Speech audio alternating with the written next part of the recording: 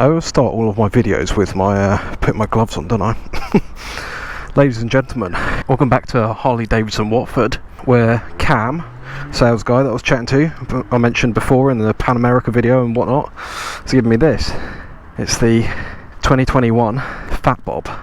Now I saw this online the other day, I saw this on their Instagram, which I'll stick in the bottom corner, and they've just fitted these Halvarssons pipes. So I'm pretty excited for this. It's going to sound beefy. Hoo-yah! Jesus Christ. Wow, those things sound cool. I'm going to have to go and fill her up. It's 500 miles on the clock. Jesus, that sounds so good.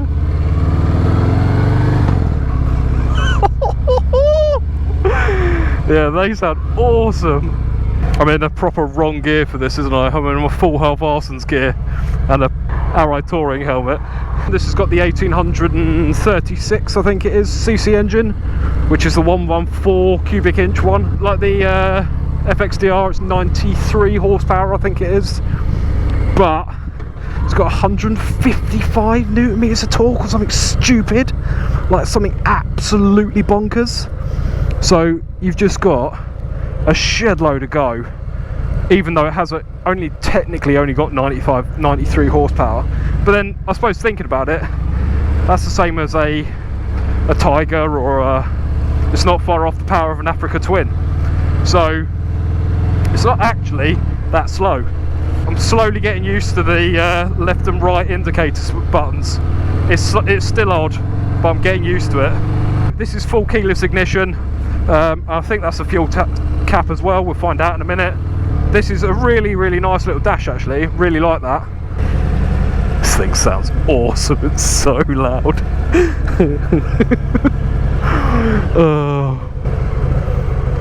Oh, neutral's really easy to find. Right, let's quickly fill this up then. Get on the road. Oh, that's easy, it's literally just a push. So I think this is a 15 litre fuel tank or a 14 litre fuel tank. I'll put it on screen now. Depending on how fast you're riding, how much of a dick you're riding, like, you should get around 150 miles out of a tank, which is pretty good going, to be fair. Right, simple as. Now, a lot of you are going to be sitting there going, yeah, but it's a Harley.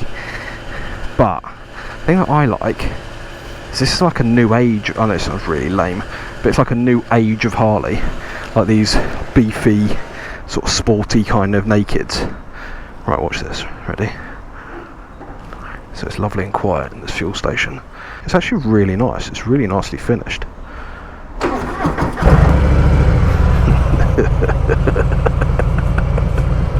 It's so beefy. The noise of this thing as you pull away. As I mentioned, these are the aftermarket Halvarssons pipes, or their slip-ons. I don't know how much they are, stick that on screen. I mean, I think it sounds pretty beefy as stock anyway, but these just make it so much louder.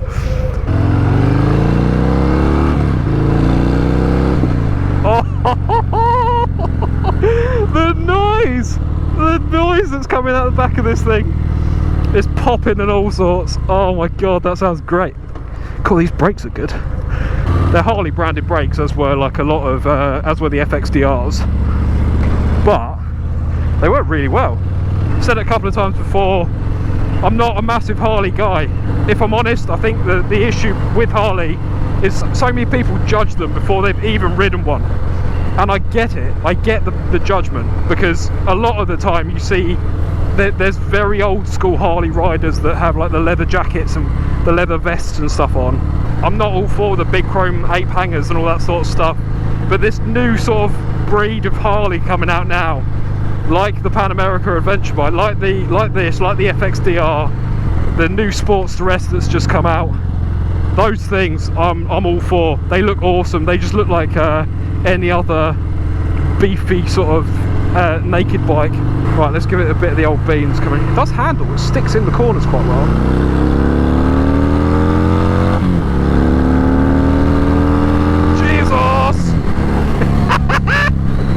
Right, so I'm in 6th gear and I'm doing an indicated 68, 60, 70 there.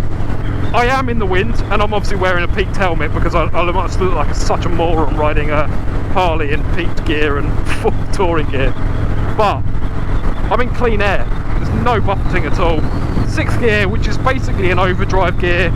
Let's see what it's like. We're at 73, 80. It makes absolutely no fuss of doing that as well. It just pulls away. The seat is actually really comfy. It's proper cupping me. It's got a thick sort of leather padded seat, and it's just really comfortable. It doesn't have cruise control or anything like that, but you sort of don't really need it on a bike like this. I'm not as stretched out as I was on the FXDR. I felt like my legs on the FXDR were a lot further forward, whereas this is feeling like a little bit more like I'm just sitting in a nice comfy armchair. I would have to push that gear lever down a bit because it feels like I'm lifting my foot up, kind of thing. Right, let's see what it's like to be thrown in. Yeah, do you know, I'm scratching the pegs. I'm scraping the pegs, everyone. First time I've done it.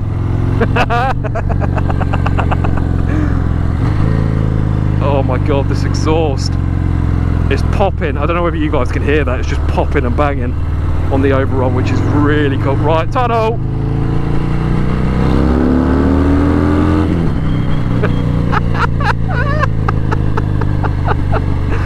Yeah, I have to say, I'm actually really comfortable on this. I'm getting quite a lot of vibration through the bars, but then I think that's probably because I'm in like 3rd. Yeah, that's a bit better. So changing up again is fine. I have to say that it feels like you have to sort of lean to get it to sort of turn into a corner. It flicks really easily when you counter steer, but when you have got it lent in, it sticks there. It absolutely sticks. So a bit more about this. Now we're back into the 30s. Price is around 16.5, 17 grand, I think it is, on the road. So you've got full LED lights on this. You can get like the smaller indicators. It's pretty simple switch gear. Obviously it's like 7 buttons or 8 buttons or whatever there is. So on the right you've got your power, your obviously kill switch and everything, your hazards and all that sort of stuff, and your right indicator. Left you've got your left indicator, your horn, your high low beam and all that sort of stuff, and your cycle button. Now the cycle button is to go through the menus on here, so very similar to the FXDR. If you haven't seen that, I'll stick a card up in the top corner. This is a really nice little display. It's got a chrome surround on it, looks really lovely. It's not full of stuff, which is nice. It's not busy. So you've got all your, like, you'll have all your dash symbols here, like your low fuel gauge and stuff like that. You've got your fuel gauge that goes over the top there. I'm trying to go slow, but you've got your fuel gauge that goes over the top. You've got your MPH, you've got your gear indicator in the corner here, and then you've got, if I press the cycle button here, you've got your the mileage, your trip, your total trip. So you've got 2 trips on there like you normally do. Your range, so 110 miles so far, which is pretty decent. Time, RPM, and I think then that's back to odometer. Yeah, so it's actually packed with quite a lot of stuff considering it's such a small screen. I thought this engine was going to be really hot. Like the FXDR seemed quite warm to sit on, but this isn't actually that bad so far. I mean, I can tell it's quite a warm day. Not waiting. If you haven't been to the Watford sort of Lind Group Harley Davidson Triumph, it's so nice. It's really, really lovely in there. They've got music playing, they offer you coffee and stuff as soon as you walk in. It's just generally really lovely. Yeah, these brakes are really good. The front brake's fantastic. You've got twin disc, Harley Davidson branded brakes. The back's a single disc, obviously. That sort of leaves a little bit to sort of lust after braking power wise, but the fronts are awesome. Self-cancelling indicators, LED headlights, like I said, which actually look quite cool. They do look nice. I won't beat around the bush. They obviously are this one is quite a bit of money, especially when you spec it up. You put all the pipes and everything on, you put your specific types of bars, the heated grips and whatever. It can get quite a lot, but a brand new R9T is 15.5 grand, and you don't really get much more on that. You're buying into the brand, aren't you, as well? It's like buying an iPhone or something like that. You're buying into the brand and how sort of well they're known and what they're good at and all that sort of stuff. These Vance and Hines pipes just sound awesome. You see that helmet cover? Oh, I hate those. If there was anything I could get rid of instantly from the bike world, it'd be those fluffy helmet covers. It is balanced quite well. They're fat tyres on this, and I mean, to be fair, they look like sort of mild off-road tyres. The one thing that does sort of get me a bit with Harley, like the engines, is they sound like you're going to stall them quite a lot. Every time I pull away, I'm sure I'm going to stall it. I don't. There's no problem with it, obviously. Yeah, look. Yeah, everyone is looking at it, and that's what I really like. It's one of those bikes that's just a feel-good bike. This is quite a bumpy street anyway. There's a lot of potholes and all sorts of stuff. I can't fault Harley for the suspension on the brakes. These are just so good. So on the front you've got upside down, I don't know what mill they are, but they're Harley branded forks. They look like they're adjustable, so they've got little adjusters on top from what it looks like. The rear is monoshock. That's also adjustable. So down here, I won't be able to show you because I'm riding it, but there is a adjuster that comes out, so you can obviously dial up and down that rear preload to if you're carrying a passenger or anything like that, which is quite a nice option to have. Cruising around town though, it's actually surprisingly comfortable. I thought it'd be lumpy and sort of uncomfortable in town and like heavy on the clutch and all sorts, but it's not. Getting your feet down is obviously very easy. It does pick up speed very quickly, like surprisingly quickly. You look down at this and you sort of like, oh, probably should slow down a bit. The seat I'm on's got a lovely cup to it. When you do sort of plant it, you're not falling off the back. It is also very balanced. I'm doing what? 4 miles an hour, just feathering the clutch. And it seems pretty chill. You can see I'm in 4th now, doing 32 miles an hour, and it's quiet, it's chilled, there's no lumpiness to it. And what I said earlier about it being difficult to turn in, it's actually not bad. Like, I think once some bikes just take a little bit more persuasion to sort of turn in, but when you've got the counter steer on, it's actually it just moves around really easy. Change that way of riding, it's not a lean, it's a push. But then I suppose you've got your feet out the front, so you don't really lean that much anyway. This thing sounds so good. You see what the horn's like? Yeah, standard bike horn, isn't it? So 6th gear is basically, like I said on the motorway, it's basically like an overdrive gear. It's calm as anything. I'm not getting any vibration through my feet or through my hands. When I obviously drop down a couple of gears, I start getting and I'm on the power, I start getting a little bit of vibration, but then that's only when I'm on the power.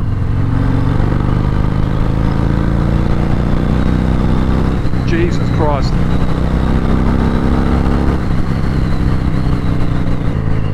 Oh, move out my way, Freelander. Like I said with the FXDR, it's a bit of an occasion to ride. It's a lot of fun and it's comfortable. This is what a Harley's for. It's the same thing an R9T's for. It's the same thing like a lot of the older, a lot of the bobbers and stuff from Triumph are. They are bikes to feel good on, bikes to get people looking at you, and bikes to just giggle on even though you're not going that quick. And that is what it's for. This is what this is for.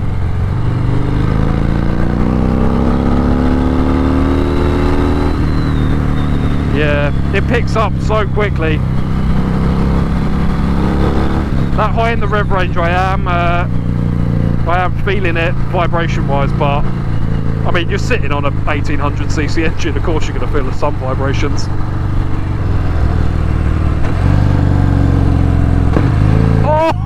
Oh, did you hear that? Oh yes please. And then back to 40 mile an hour zone, back to a 4th gear cruise, back to being sort of chilled, literally 30 seconds up the road from being such a yob. I love it, I absolutely love it. If this is what this is like, I actually cannot wait to get my leg over that Sportster S. Most Harleys I look at and I go, yeah it's cool, or I ride one like this and I go, yeah it's cool. I don't know whether I'd buy one though. I don't know whether I'd actually put my own money into it, but for that Sportster S I would actually consider buying one. But I don't know what they're going to be price wise, but that's just an awesome thing. It looks so cool. And it's proper up there with something that I'd actually consider.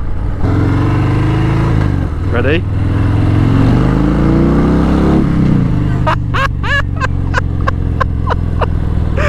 Oh my god, it's so loud. It sounds so beefy.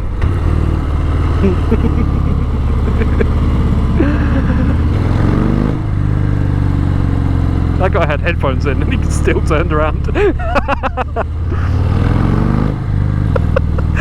Oh, I'm sorry everyone, this review's just going to be me giggling like a 4-year-old.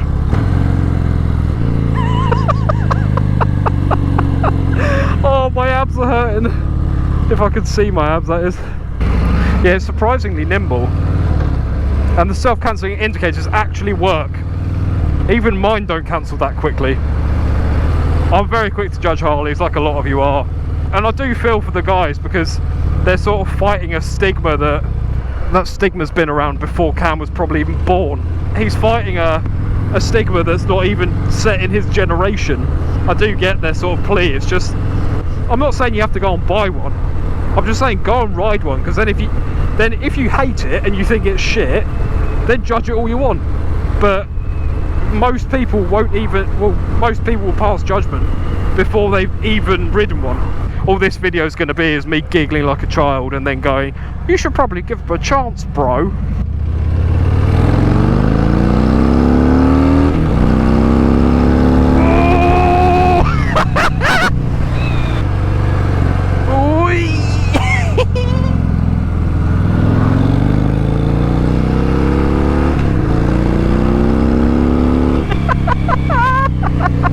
My eyes are actually watering. Oh my god, I'm actually crying. Do you know what's also down here? A tunnel. And do you know what that means?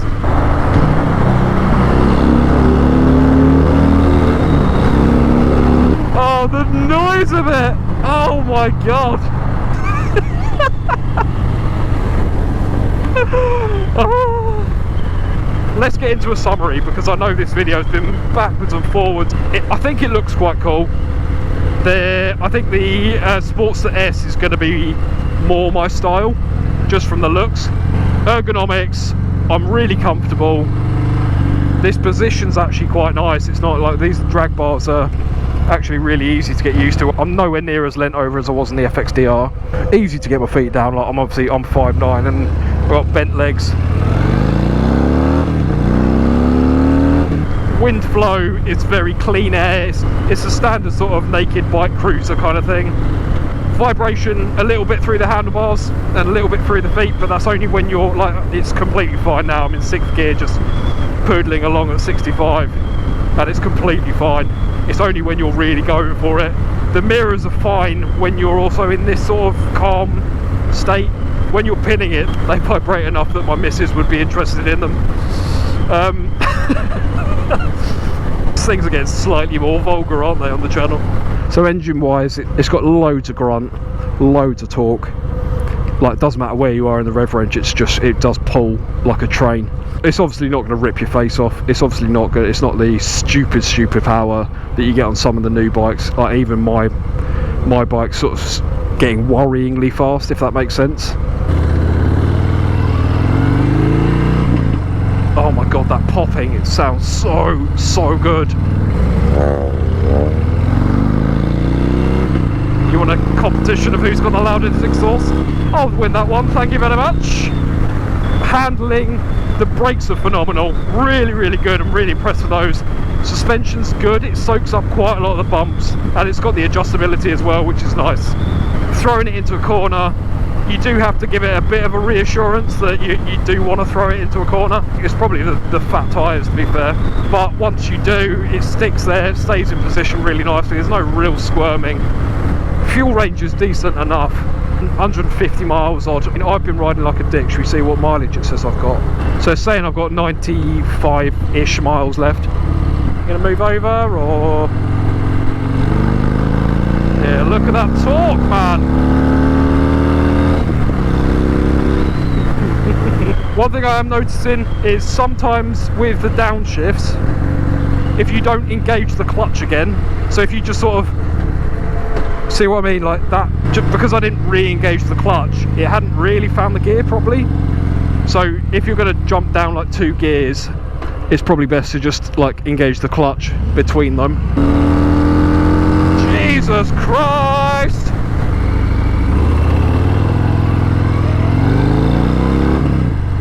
Putting your feet up forward is surprisingly quick to get used to.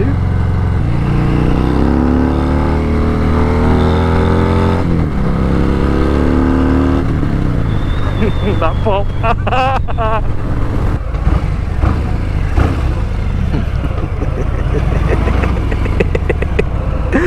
Oh, this thing's so good. I love it.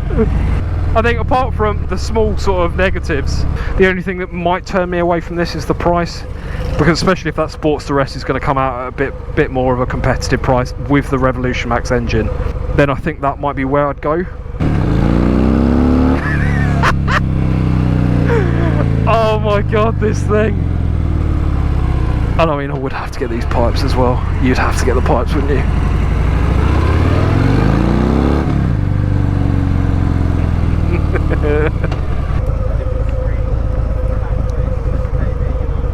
That's neutral. Thanks for joining me, and I'll see you in the next one.